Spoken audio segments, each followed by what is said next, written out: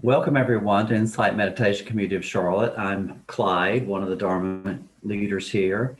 At this time, if you want to take a moment to start your video and say hello, see who's here and say hello to everyone.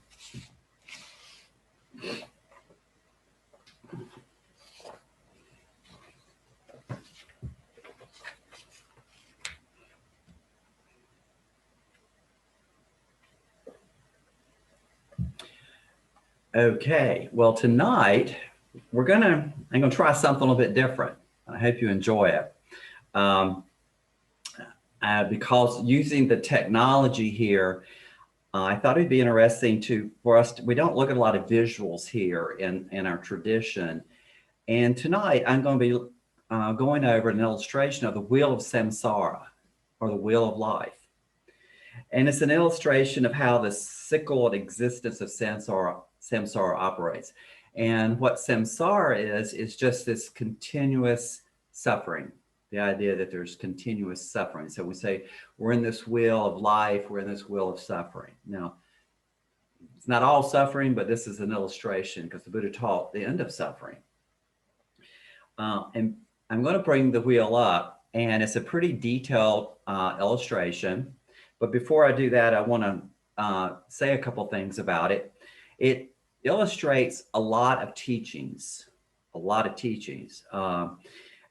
I'm not going to be able to go into each of the teachings. But when I show it to you and you see it, this is a big chance for you to kind of say, well, does that visual description match what you're thinking about it? So it's kind of a test for you too.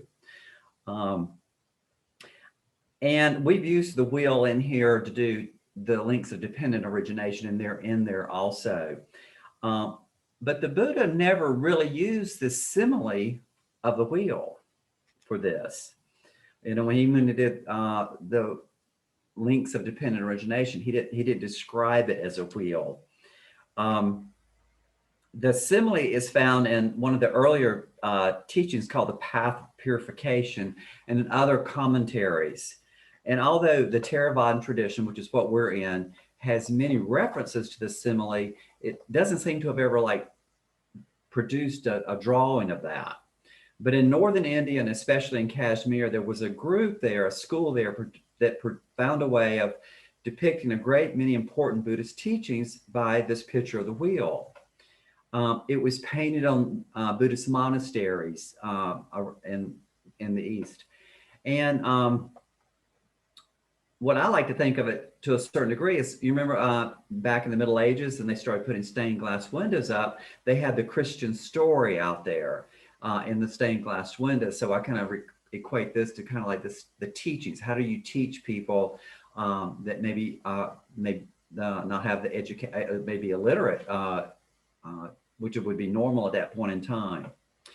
So, like I said, in some of the teachings that we're going to talk about tonight, some of the things that are illustrated are things that we don't talk a lot about in here. They may be new to you. They may be something that you don't really agree with or believe in, but that's perfectly okay. We're going to go through it to kind of describe that, because it does also do this thing of past lives. It teaches multiple lives. So just kind of enjoy this, kind of see if you enjoy it. If the technology works. So I'm going to try this and see if it works. Oops, let's see, share screen. Okay. Can you see this? Everybody see the picture of this? Now, don't worry too much about it. I'm going to enlarge it as we go through. You can see it's a pretty detailed picture here. So we're gonna start in the middle of this picture. And it looks pretty good on my screen, but here's the center right here. Hopefully y'all can people see that okay? Okay. So we're going to start in the middle. And a lot of what I got this from, there was an article on Access to Insight by Bhikkhu Kantipalo, who wrote about this. And right here, we're going to start here in the middle of the circle. Right here, you will have This right here is a rooster, a snake, and a hog. These represent, and you'll notice that they're each, the rooster has the snake's tail, and the snake has the hog's tail, and then the hog has the feathers of the rooster. This represents what we call the three poisons or the three defilements. This is the greed, aversion, anger, and delusion. And this is that we've talked about that in lesson teachings on this. They are depicted in the center because they are the root causes for our experience of being in this wandering on, or this circle of life. The rooster is usually more of a red color. There's several different versions of this illustration out there, and it represents greed. It's the greed for all kinds. The color of the rooster is supposed to be fiery red. It's symbolic of the fact that passions burn those who indulge in them. Passions and desires are hot and restless. The rooster is chosen as a symbol of greed because as an animal, it is observed to be full of lust and vanity. And if you think about it, with this strutting rooster in the hen house, that's the rooster. And the snake. As a green snake, it indicates the green snake, people aren't able to satisfy all this greed and these desires. And so they tend to become angry or have aversion.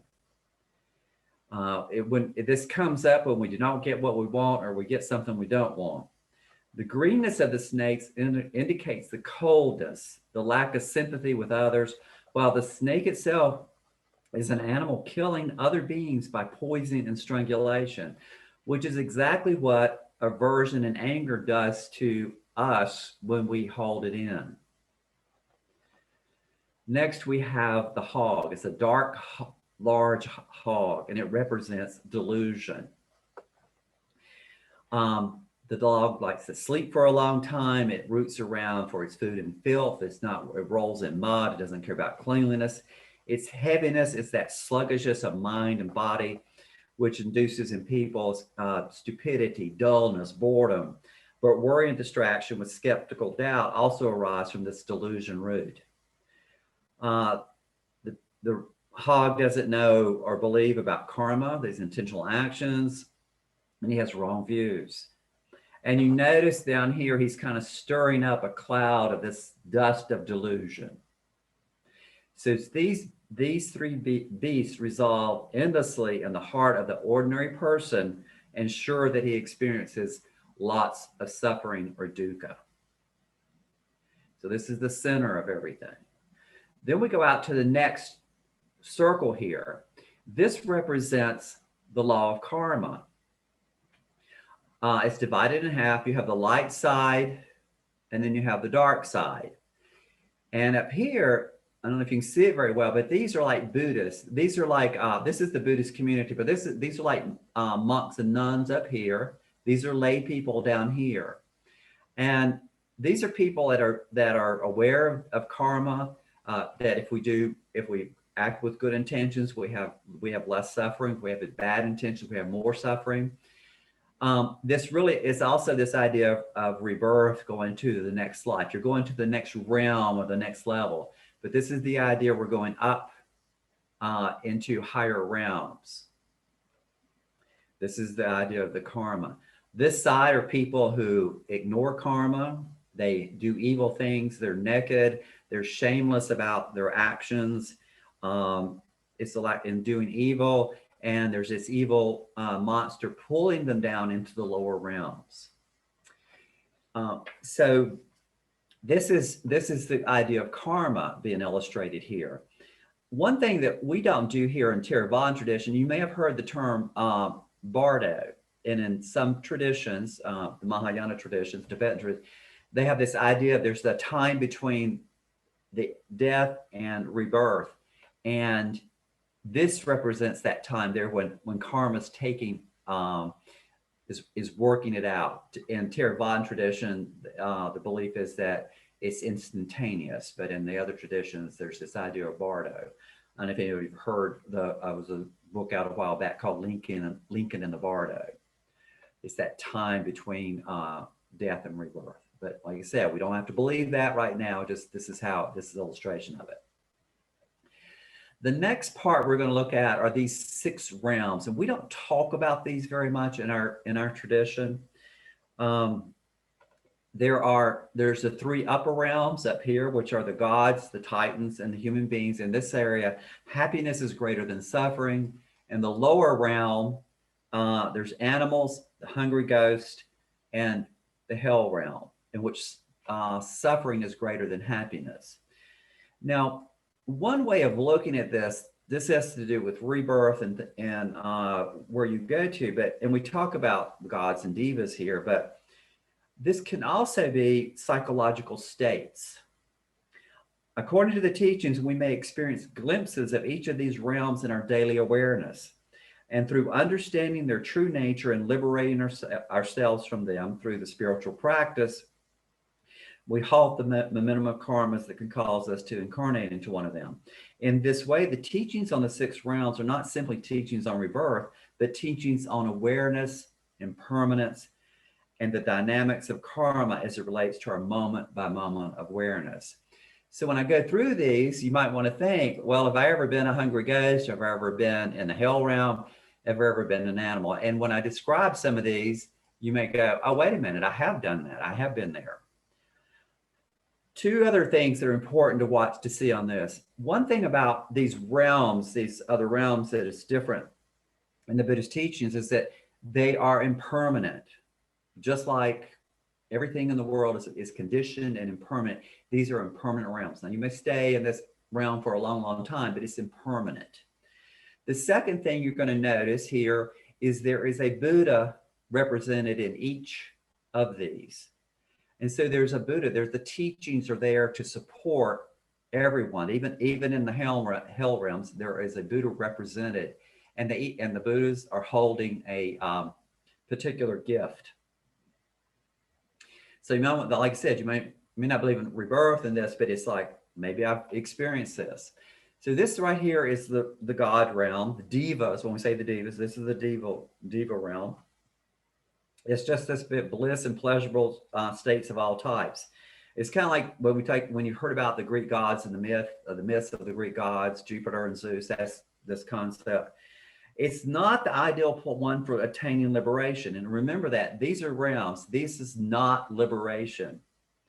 You can become addicted to pleasure, including meditative bliss.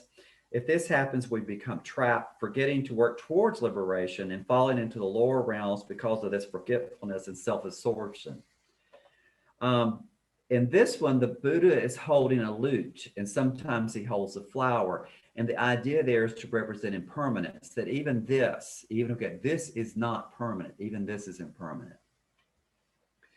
Now we move over to what they call the Titans. This is the Titan realms. And here again, this is happiness. People are doing well. But it's defined by jealousy and competition. You can see here they're working their sword. They can see the divas, the gods, and they're jealous. So they're fighting. They're prone to envy and our sense of victimhood. And I've experienced this in my daily life. Or that maybe that we're not getting our fair share. We see the gods over there and we say, well, I want my own part of this. We become fixated on evening the score. They're very powerful beings whose main occupation and suffering is to be constantly engaged in conflicts and arguments.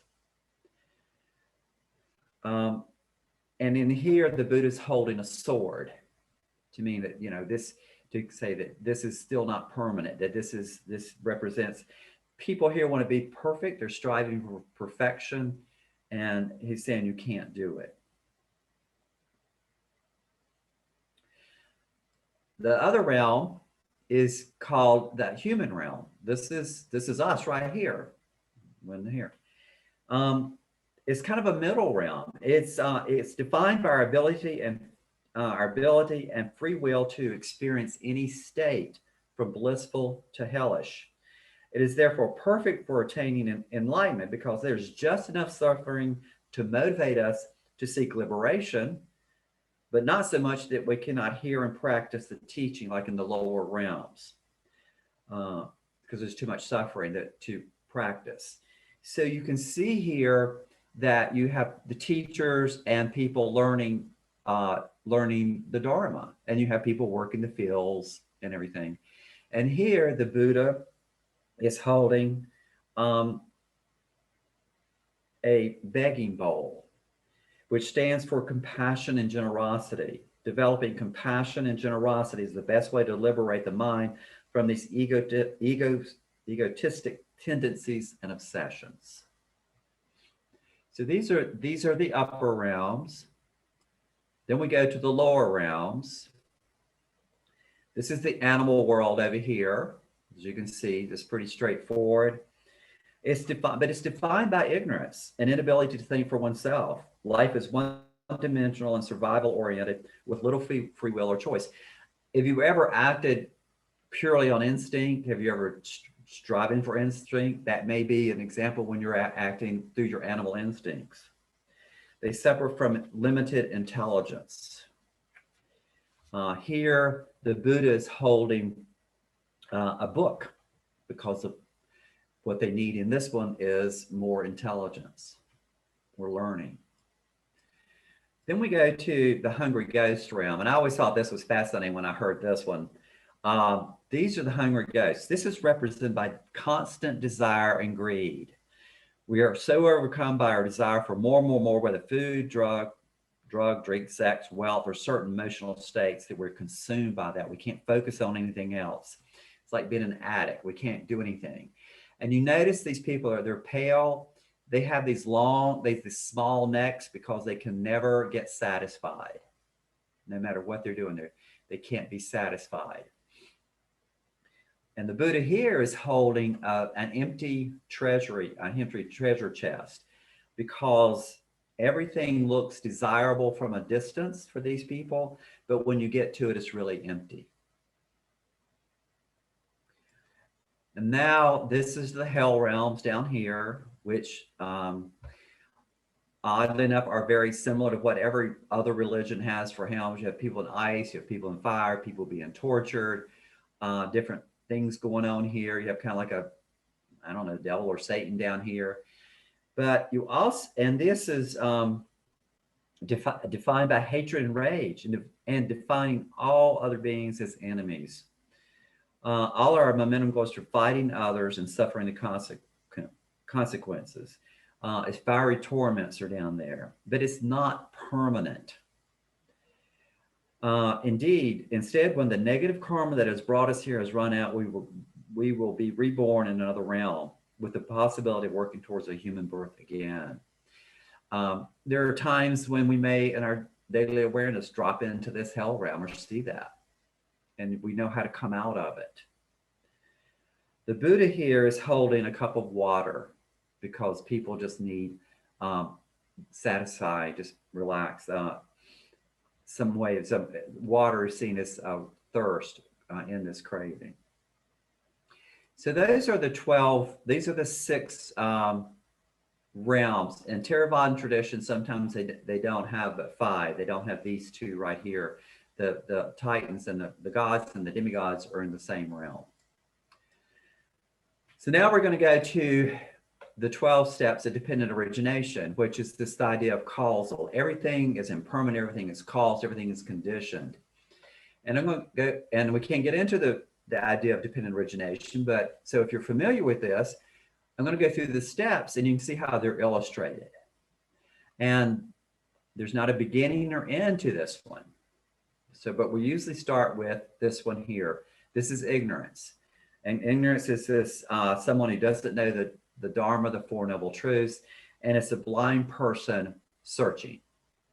Makes sense, ignorance. Now the next one is volitions or volitional formations. It's a potter making pots.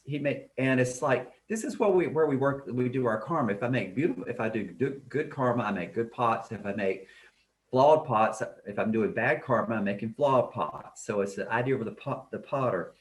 And this is, the volition is also, the name is Sankara, and Sankara means forming or shaping. So it's appropriate that a potter would be representing there. The next link, I don't know if y'all can see it. It's over here, is a monkey in a tree. It's consciousness. It's a monkey experience. He's eating fruit, experience the fruit, fruits of the deeds done in past. Sometimes they'll show a monkey jumping from one tree to another, showing consciousness going. It's a linking consciousness in rebirth. The next one is, so once consciousness happens, then that conditions mind body, right? The next one is mind body. And that's illustrated by two men in a boat. And the mind is paddling because the mind runs things, and it's on this sea of craving. So we have the mind body. Once the body's there, we have the six sense spheres, which is usually represented by a house that has six windows, which are the six senses. The eye, the taste, touch, smell, hearing, and the mind is the sixth sense. Then once we have these six senses, we have contact occurs. The contact is just a man and a woman touching, coming in contact. Then we have feelings is the next one. Once this is done, that conditions feeling, or Vedana. And this is where we get, so feelings are pleasant, unpleasant, or neutral. But what it shows here is a man being stabbed in the eye with an arrow. Sometimes we talk about the second arrow, but this is the person being stabbed in the eye with an arrow. Then this conditions craving. And craving means, and this is showing a person getting intoxicated. I'm craving this, it's thirst. The word tanha means thirst, the thirst for experience. That conditions grasping. This is attachment. This is where we're grasping. And this is someone picking this fruit, and you notice that they already have full baskets. The baskets are full, but I'm grasping for more. I'm holding on to more. This conditions becoming.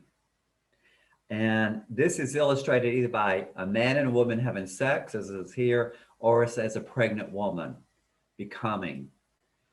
And then there's birth. This conditions birth, and this is a woman giving birth, obvious that.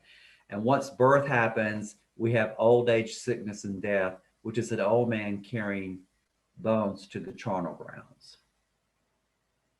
So those are the 12 links they have dependent origination. Now I'm going to go down a little bit. We're going to look at the monster. We call it the monster that's holding all of this. Make this a little bit smaller with a little bit more of the monster here.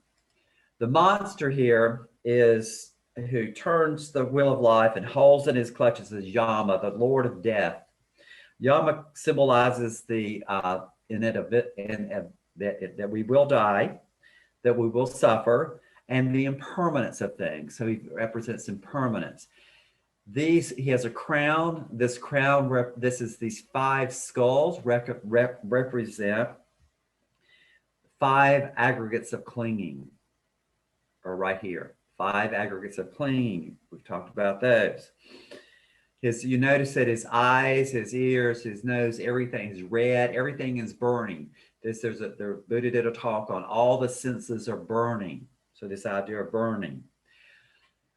This middle eye here represents it represents impermanence, and for the knowledgeable person, it's a way of liberation. For the other person, it's his enemy, but for the knowledgeable person, the third eye represents impermanence, and if I'm aware of impermanence, it's a way out. You'll notice that Yama has these earrings on. He's also dressed earrings and dressed really well. He has all these nice things on him. It says that in the world shows outer beauty, but the beauty fades when examined more closely. It's kind of like look how beautiful this is. Come and take part in this, but it's really suffering. Down at the bottom here, this tiger's tail, this cloth represents fearfulness. Then we have in the upper right-hand corner here, this is the Buddha who is pointing the way. The Buddha has passed on and has gone on. Now, he's pointing to, typically he's pointing to a moon. I'm going to see if I can do this. Here is another picture. Let's see if I can share that. Well, before I do that and mess things up, in case I can't come back to this picture, normally he's pointing to the moon. And this Theravada, and this particular one's a Theravada, and this one up here, just to let you know, that's Kuan Yin, compassion. This trail here is so in Mahayana traditions, it's the idea that bodhisattva, and Kuan Yin is compassion, and these are bodhisattvas. And for the people who follow the bodhisattva path. I'm going to see if I can bring this other one up and show you the. Here is, you can see, this is a different version of this, but you can see there's the Buddha pointing toward the moon, and the moon, there's a rabbit or a hare, and that represents renunciation. So the Buddha is pointing to the moon, and renunciation is the way out of this wheel of samsara. So this is just another version of this. It didn't show up. See the red rooster here. It just didn't, when I brought it up, it didn't, wasn't as precise as the other one. So this was a lot of information, but we covered the 3 defilements. We looked at the law of karma. We looked at the 6 realms of psychological states. We saw the 12 links of dependent origination. There's the 5 aggregates in the crown, the whole idea of impermanence being here, and the burning of the 6 senses. And then finally, the Buddha showing the way out of the wheel of samsara.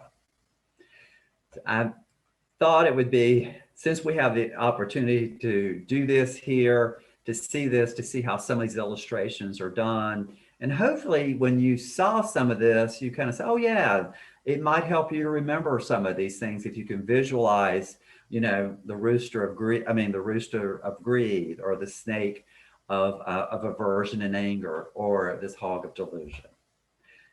So thank you very much for indulging me in this. I thought this would be fun. If anyone has any questions, I'll be glad to take those now. You can do it through chat or raise your hand.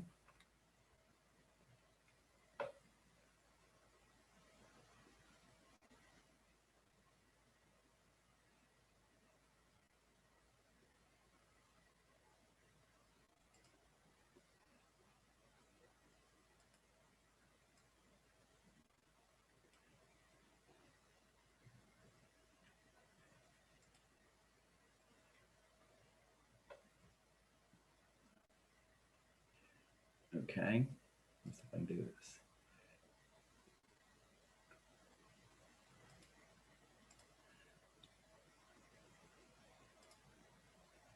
Okay. Thank you, Clyde. Mm-hmm. Can I ask? Yes, you're on. Thank you so much for the very informative session. And it helped me understand, because I have seen this picture somewhere. I do not remember where. But when you showed that part where, you know, the left side were humans who were living, you know, like people who believed in dharma, and the right side was the dark side. On the left side, the monks were at the highest, you know, thing. So does that mean that as we keep walking on the path of dharma, and we, you know, we keep on purifying ourselves towards liberation, that we will have to go towards and become a monk before we get liberation, or can I get it in this life? You could probably get it in this life if you meditated a lot like a monk. I think that we can look at this in 2 ways. this is looked at, and like monks are closer to liberation or closer to a higher realm of existence from the idea of past life. Or you could look at it from the standpoint of, if I practice and I'm aware of karma, I would look at this as, am I suffering less? I would hope if monks and nuns that practice this a lot would have less suffering in their lives. If I'm down in here as a layperson, I'm going to, and I practice karma. If I'm aware of karma and I act with good deeds, I will experience less suffering. So that's in just this lifetime type thing. It's so hard to say about enlightenment in this lifetime because of past karmas too. When you get into karma, you know what you're working out, what you're going, what is, what may be working out. So I think that this doesn't say you can't do it. I just think it, but I don't think it says, I think that's the whole point about it, is that we're working out karma from, people don't think about past lives, but the idea that we're working this out. But I think we'd have to do a lot of practice and a lot of that to reach enlightenment. This, I think, is representing also rebirth in the higher realms also. Does that make sense? I don't think there's... Little bit, not completely. I mean, I guess what I understood from you is I'm reducing my sufferings if I believe in the Dhamma and I believe in law of karma and I'm meditating, 100%. Then, then I'm reducing my suffering. And then depending on my karma, I may get rebirth into a better realm, correct? That's the teaching. But the better So then realm, enlightenment. the better realm is not in enlightenment, though. Right, got it. Not enlightenment. But those are humans that are going that way, and the best place to reach enlightenment is in the human realm. In the human realm. Okay. Yeah. Thank you so much. Appreciate it. Thank you so much.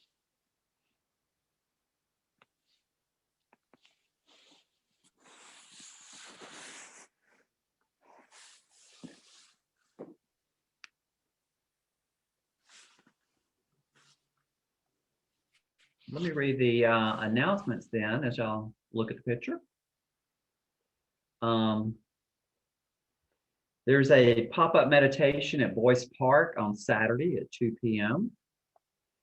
There is a Beyond the Basics series called the Buddha's Middle Way, led by Ward, which will begin on April the 6th, and I believe it's going to be up for 4 Tuesday nights, but every other Tuesday night.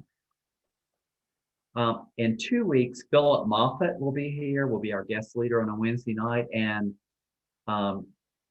two things about that. Typically, we have so it's the first of the month, so we will not be having the practice discussion group because we will be beginning at 7 o'clock for Philip Moffat, because he's a very good teacher, a well-known teacher. The book discussion is going to be the first Thursday and starting in May the 6th, I believe, and that's going to be led by, it's going to be in Zoom, led by Joy and Larry, and it's called Mindfully Facing Disease and Death by Bhikkhu Analio. So you can check out that information on the website. Wednesday night, May the 19th, we're going to have David Chernikov will be our guest leader, and then he'll be doing a day-long Zoom retreat on Saturday, May the 22nd. So that's all on the website. Save the date. The summer residential retreat will be at St. Francis on August the 19th to the 22nd. We should be in pretty good shape by then, as far as being able to meet together and be together as a group on retreat. the meditation instructions, we're not doing that at 7 o'clock. We will next Wednesday night. They will be at 7 o'clock. If you know someone that's interested, please let them know at 7 o'clock tomorrow. Next Wednesday night, it's the last Wednesday night of the month, we will be doing meditation instructions via Zoom. Check out our website, www.imccharlotte.org, for all this information. Any other non-IMCC meditation related announcements?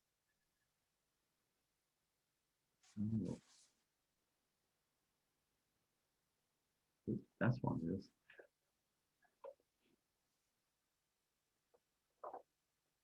And we have Donna. If we have, if people want Donna, if people are able to give Donna, they can give through the website. Okay, we do. Well, the supernatural concepts are, like I said, if we look at them more as psychological states, then they become relevant. I can go into a hell realm. I can go into a hungry, if I'm acting, if I get involved with something, if I'm an addict on something, I've got to have this. If I'm being competitive or argumentative and I want this all the time, I can see glimpses of those realms and those inside of me. And hopefully I can be aware and using mindfulness in the practice, and I can, okay, this is too much greed. This is so much greed. What's my antidote to greed? What can I do to back away from that? So if I look at it as a psychological state right now, it could help me to, if I'm mindful, if we use our practice and we use our mindfulness, we could see those coming in and out. You know, we're not going to know what we're born into. We'll never know that. So they really don't, the realms don't help a lot. But there are some times when we may be in, you know, running just purely on instinct, and that could be, we could be acting like an animal. Okay. Then we can end up then with our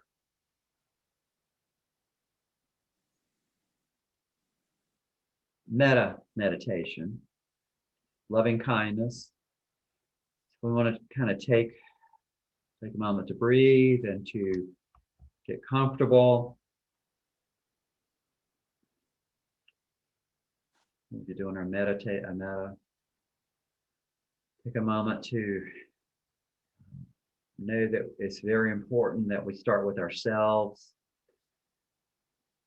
We bring metta to ourselves. We may want to bring an idea of people that we may want to say at home out loud, that we will eventually send metta to, that people may need metta. So I will say some phrases and you can use those or use other phrases that you use. May I be safe and protected.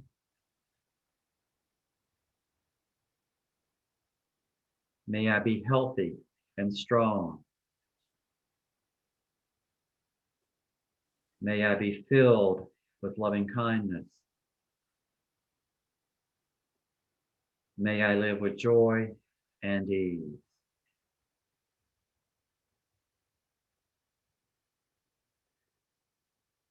Now think of someone, bring someone to mind, into your mind's eye that you would like to send loving kindness to. Let that kind of sink down into your heart.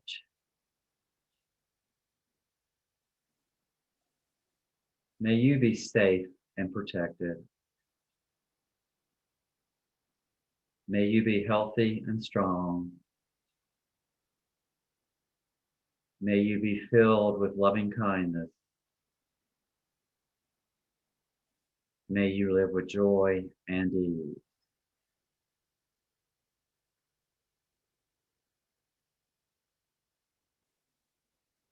Now, just as we want all of these things for ourselves, And for those close to us, we want we want to send loving kindness to all beings in the world, including all beings in all the realms. May all beings be safe and protected. May all beings be healthy and strong. May all beings be filled with loving kindness.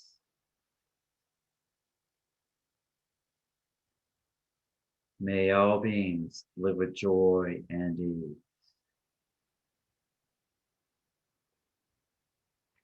May any benefit we receive from tonight's practice be for the liberation of all beings, animals, hungry ghosts, gods, and devas. May all beings be free.